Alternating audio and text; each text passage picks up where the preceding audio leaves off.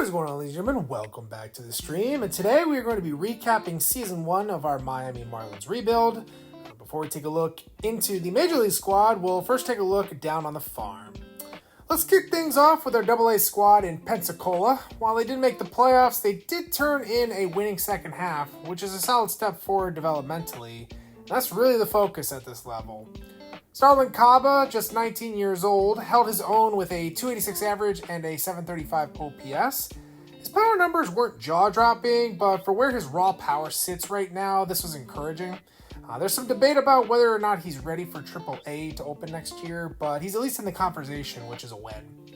Theo Gillen was a big splash coming over in the trade with Tampa Bay at the deadline. He ended up hitting .299 with a .391 on-base percentage and an OPS just shy of 900. That's really elite for a teenager in AA. He might already be one of our most exciting outfield prospects, if not for Enrique Reyna, our draft pick. The tools, the production, and the projection, Gillen looks like a true building block already. BJ Morlando got off to a solid start, but his bat cooled off significantly as the season progressed on. He finished at .242 with a .697 OPS, and his power was a bit underwhelming, especially considering his profile. That said, there was some promising development against lefties, so not a lost year by any means. Davison De Los Santos was rough. There's no sugarcoating a 199 average and a 580 OPS, especially for a guy known for his power, no less. He was supposed to be a big bat, but that just didn't show up at all. Minimal development and a disappointing all-around season. He's going to have to try to earn back his spot and get into the picture next season. Carter Johnson gave us a little bit of everything, some good, some bad. 249 average and 702 OPS don't leap off the page, but he showed some meaningful development across the board. Not rocketing up the system, but he's staying pretty steady and trending in the right direction. Braylon Payne was another trade deadline acquisition, this time from the Brewers. Didn't really light up the stat sheet, only hitting for 239 and a 662 OPS, but the focus down here was to really get his development, and he held his own in my opinion. At just 18 years old, there's more than enough raw talent to work with here. Dylan Head quietly had a really strong year.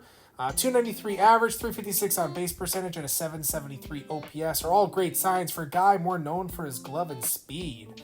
Sure, we'd love to see a little bit more power out of him, but his all-around game is coming together nicely. He's the kind of guy who can contribute in a multitude of ways. Looking at the pitchers now, Nolan Meyer is one of our top arms in the system. He posted a .379 ERA and struck out over 9 batters per 9 innings. His whip was a little high at 1.53, but he really came on strong to finish the year. Solid development and some good health with a projectable frame make him a key piece in our pitching pipeline. Robbie Snelling, on the other hand, had kind of more of an uneven season. Finished with a 4.16 ERA and 1.48 whip. Not disastrous, but a bit underwhelming given his prospect status. With the developmental clock ticking a bit, we might need to be a little bit more aggressive and push him to AAA next year to see what we really have. Now in AAA, the Jacksonville Jumbo Shrimp finished with an outstanding record of 83 and 67. Wasn't enough to make the playoffs, unfortunately, but still a really, really good season overall, and the team showed a lot of promise with their development, especially amongst our hitting prospects. Maximo Acosta put together a very solid season at AAA, slashing 262, 334, 371 with a 705 OPS. The power numbers weren't anything special, but he made steady developmental progress across the board. Given his consistency and age, he's now on the radar as a potential bench contributor at the MLB level in 2026. If he could rack up that power a little bit, he could be a very valuable utility infielder for us in the future. Now, Graham Pauley was easily our minor league hitter of the year, batting .322 with a .409 on base percentage and slugging .474.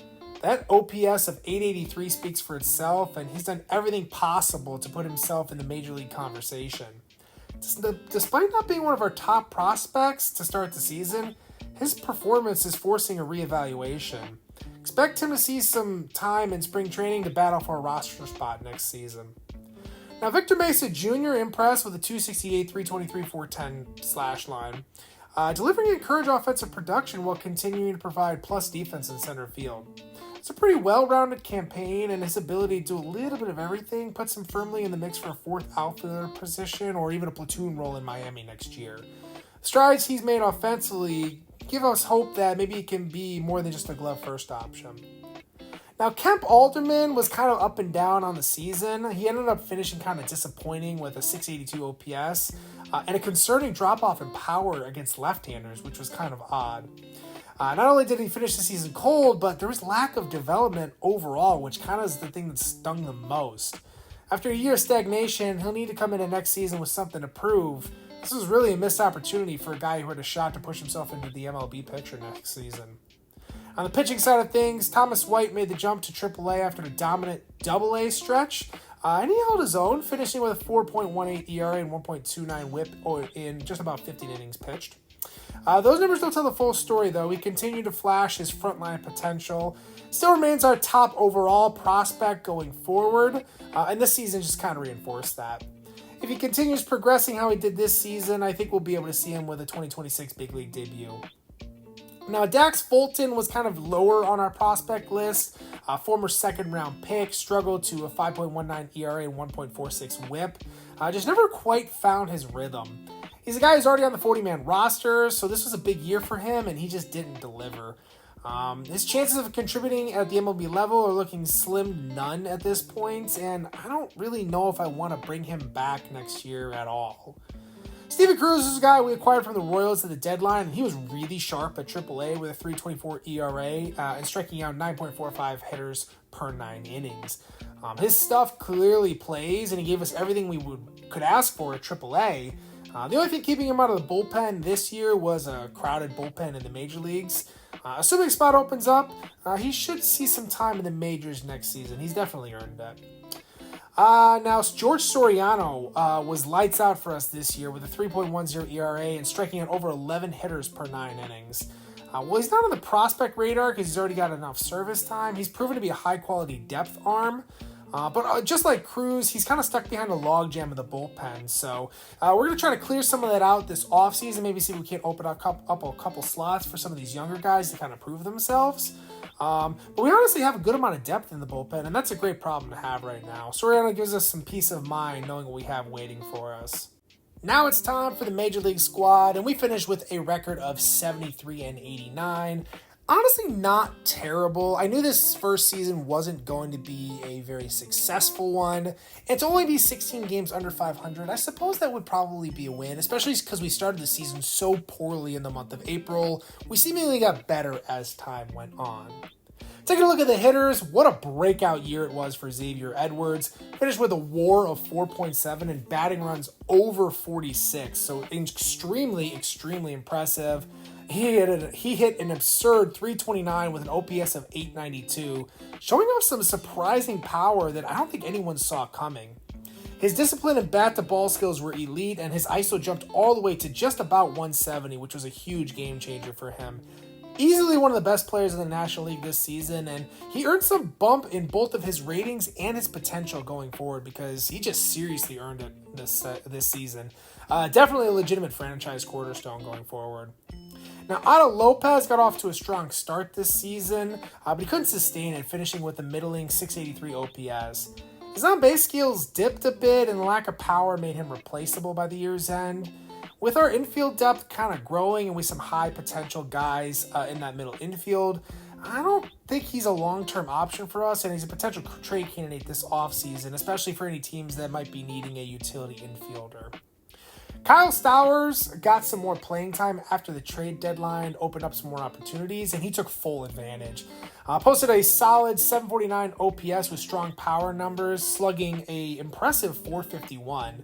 The on-base percentage leaves a bit to be desired, though, but he's short enough as a lefty bat to warrant a longer look next season, so I'm excited to see what he can deliver for us next year. Agustin Ramirez got his first taste of the majors this year, and it was definitely a learning experience. He started out pretty well, but completely faded off in the month of September, finishing with a 666 OPS. That being said, he showed flashes of his potential and made great strides in contact development throughout the season, so this is a pretty big year for his growth. Griffin Conine was serviceable, but failed to make a strong impression.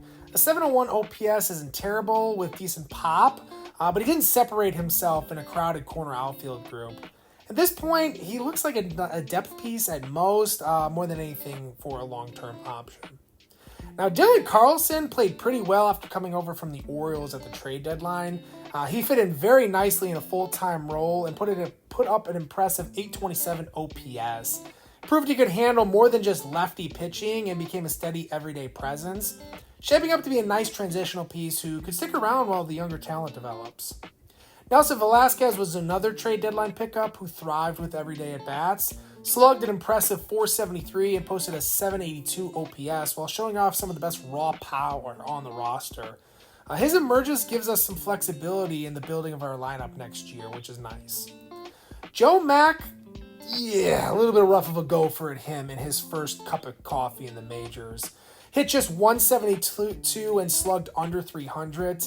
Fortunately, still provided us some pretty good defense at the catcher position, which helped keep his value afloat. There's some positives in his advanced numbers. His walk rate was 12.6% and his strikeout rate was not terrible at 25.7%. So his approach is pretty good. We just got to, refine some things a little bit more and hopefully give him a little bit more luck next season. Jared Cerna flew under the radar. Wasn't a big name prospect, but he made a name for himself fast this year. He tore up AAA and that translated really well to the majors with a 779 OPS and some sneaky pop. He wasn't in the prospect radar, as I mentioned, but he's very much in the conversation for a bigger role going forward now. Mash Mervis had a disappointing year overall, but his finish saved him. Over his final 10 games, he exploded with a 395, 405, 684 slash line, showing the kind of power we expected when we first acquired him. He was on the verge of being non-tendered this offseason, but now he's likely bought himself one more season to prove he belongs. Liam Hicks was a major surprise this season. He was a Rule 5 pick who we had to keep on our roster all season. And he somehow managed a 703 OPS while putting the ball in play consistently and showing some great plate discipline. He's earned both an overall and potential bumps for his performances as he came out of nowhere and kind of earned himself a roster spot going forward. Dane Myers just can't produce at the plate. He hit 218 on the season with a 570 OPS. That's just terrible. Didn't bring enough power or patience to the stick at the major league level. At age 29, going on 30, this was likely his last shot with us, and I don't really see a path for him returning to us next year. Now, Connor Norby was outstanding at the plate. He slashed an impressive 266, 341, 515, one of the highest ISOs on the team at 249. He was second to only Xavier Edwards in offensive production and looks like a true long-term piece. It's just unfortunate that his season ended early due to a shin injury, but he's locked in as a key part of our future. Finally, Jonah Bride quietly had a productive season before a hand injury cut it short. Got on base at a 346 clip and was a pretty steady bat from the right side of the dish. That being said, I need a little bit more pop from a corner infielder or a DH type player, so his long-term role with us remains kind of uncertain. Now taking a look at the pitchers to wrap everything up. Yuri Perez coming off the Tommy John surgery. This season was all about getting him back on the mound, keeping him healthy, and working a little bit more on that development. And I'd say that was a success. His ERA was 4.22 and a WHIP of 1.48. Not eye-popping, and his FIP was a little elevated at 4.76 as well. So definitely still some work to do, but like I said, he stayed healthy, he got valuable innings in, and that was really all we wanted. His stuff is still electric, and his ceiling remains sky high, so I'm excited about him.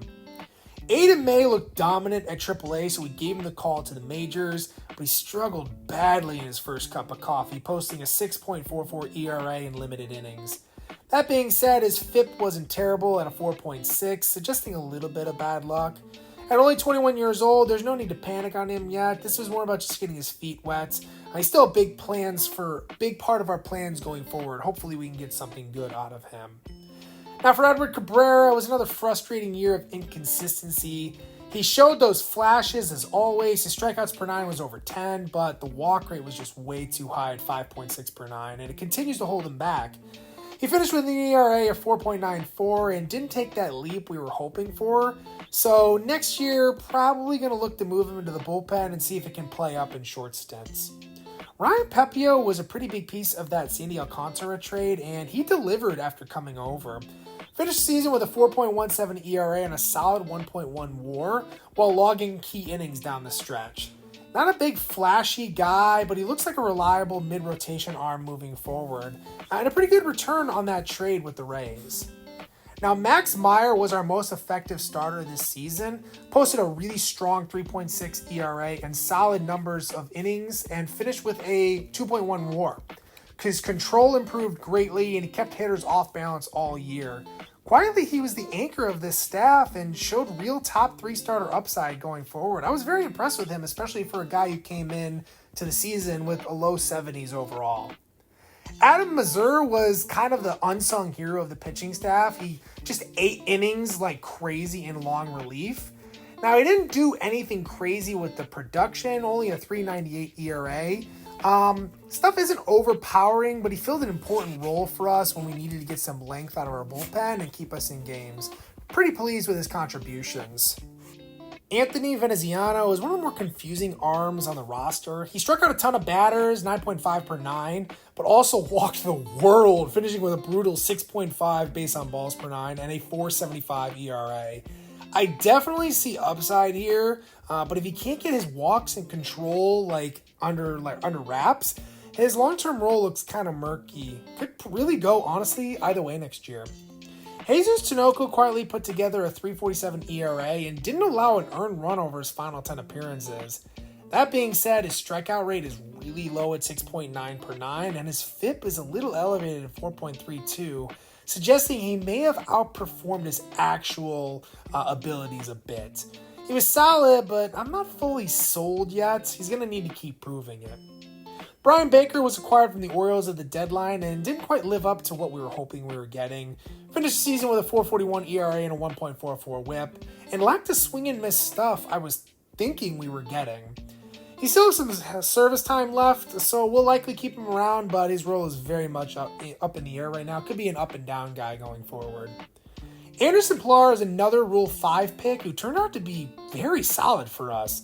Threw 105 innings with a 3.97 ERA and stayed healthy and dependable all year. He may not have overpowering numbers, but he did everything we asked of him and then some. Definitely got a potential bump to kind of put him more in line with his performance this year, and kind of a mini breakout, I would say. Now, Ryan Weathers, on the other hand, was a major disappointment. He started the year in rotation, and he just struggled mightily. Tried to move him to the bullpen, and that didn't go very well either. 5.50 ERA and a 1.76 home runs per 9 were near the bottom of the staff. Not sure if I'm bringing him back next year. Do I want to convert him to a bullpen role full time? I don't know. I got to do some thinking this offseason. Anthony Bender wasn't bad, but he didn't really stand out either. Just kind of a guy in the bullpen. ERA was 4.55, but he did post some solid strikeout numbers at 8.8 per 9. But he didn't really separate himself from a crowded bullpen. I was hoping he could be a trade candidate at some point, but he also is not standing out in that department either, so he's kind of just sitting there in flux right now. Andrew Nardi was easily our best reliever this season. He had an outstanding ERA of 3.07, a strong 10 Ks per 9, and he showed the kind of composure and confidence you want in a late-inning arm. I love his overall makeup and think he could be a big part of our bullpen for years to come with that beat potential. He's definitely trending way up. And finally, Declan Cronin, his stat line is a little weird. He has an ERA of 4.20 and a 1.49 whip. Both of those don't look great, but his FIP was 3.55, which suggests he may be a little bit better than the surface numbers indicated. Struck out enough hitters and he kept the ball in the yard, so he might be one of those guys who quietly carves out a long-term role with us, though still on the fence about whether or not I want to deal him away in some type of a trade package, maybe this offseason or at the deadline next year. Time to take a peek at the playoff bracket. Jumping ahead to the World Series, we've got a matchup with the Toronto Blue Jays and the Philadelphia Phillies. Very interesting. Game 1's going to go to the Phillies, but the Blue Jays draw even in Game 2. Toronto would take a 2-1 series lead in Game 3, but Philly comes right back and wins a pitcher's duel in Game 4, setting up a critical Game 5. Toronto would take that one and now sits on the cusp of a World Series title. Bowden Francis gets his first playoff start in Game 6 against Christopher Sanchez. Very questionable decision, and it's going to backfire as the Phillies force Game 7. And this one is a heavyweight matchup between Kevin Gausman and Aaron Nola. This would be appointment television, baby. And it's the Phillies taking home the crown. A 6-5 victory in 16 innings. Are you kidding me? When I thought Game 7 of the 2016 World Series was stressful, sheesh! World Series MVP was an old friend in JT Real Muto. Good for him, man. Seriously, he earned it. Trey Turner is the NL playoff MVP, and Vladdy wins it for the AL. AL MVP was Bobby Witt. NL goes to Ohtani because of course it does. NL Cy Young was Aaron Nola, and AL was Kevin Gausman. Wow. Both Cy Young started Game 7 of the World Series. There's absolutely no way that's ever happened before. That's crazy. We did take home an award, actually, as Xavier Edwards won the batting title, so good for him. Really proud of what he was able to accomplish this year. And just a quick scroll through the rest of the awards here. Nothing else for us, and no other big surprises or standouts. Anyways, that's all I got for you guys in year number 1. I feel like the rebuild is off to a solid start. But we got an even bigger season coming up next. So, in the meantime, between time, I hope y'all have a wonderful rest of your day, and I'm gone. Deuces!